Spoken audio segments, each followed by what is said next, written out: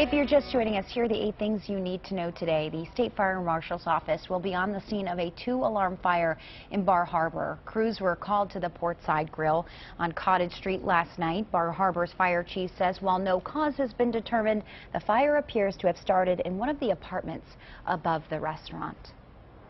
The importance of the Portsmouth Naval Shipyard to the economy and defense of the country will be discussed when Vice President Joe Biden tours the shipyard this morning. WMTW News 8's Kyle Jones is live in Kittery with a preview of the Vice President's visit. Good morning, Kyle. Megan, Vice President Joe Biden is set to arrive here at the shipyard later on this morning. And when he gets here, he'll meet with command and with other officials to discuss the Declaration of Excellence. It's a shipyard initiative signed 2 years ago that lays out a framework for success here in which worker recommendations have helped the yard save time, productivity, and money.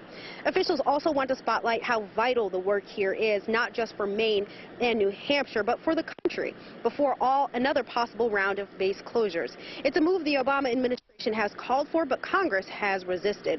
The shipyard has survived 3 other reviews from the Base Closure and Realignment Committee, most recently in 2005. We'll have the President's comments today on our website on WMTW.com and have more at 5 and 6. Live in Kittery, Kyle Jones, WMTW News 8. All right, Kyle, thank you. Augusta police are looking for a man they say held up 2 Rite Aid pharmacies last night.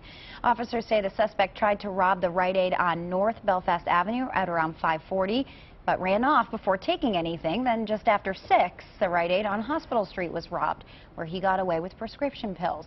Anyone with information is asked to call Augusta police. Tonight, the Portland City Council is expected to formally accept the resignation of City Manager Mark Rees. The council is also expected to appoint a search committee to find a new city manager. Rees has served as Portland City Manager for the last 3 years and resigned last month to pursue other opportunities. Continuing the 8 things that you need to know today, President Obama is in Estonia this morning ahead of Thursday's NATO summit in Wales. The president is scheduled to meet with the presidents of Estonia, Latvia, and Lithuania to discuss Russia's gains in Ukraine. NATO leaders are expected to announce the positioning of troops and equipment in Eastern Europe close to Russia. Also, in the video at the NATO summit, the ISIS threat will be discussed after this video reporting to show the beheading of American journalist Steven Sotloff. It is in what is called a second message to America. The video is believed to show the same executioner of journalist James Foley 2 weeks ago. ISIS is holding at least 1 more British journalist and is believed to American aid workers as well. That's Sotloff's mom there pleading for his life.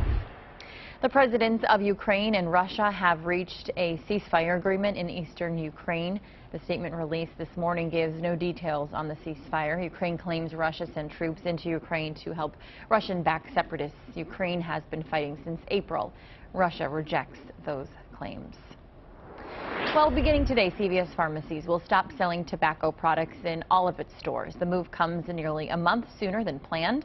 Many health experts hope the move will be followed by other drugstores. CVS is the first large chain to stop tobacco sales.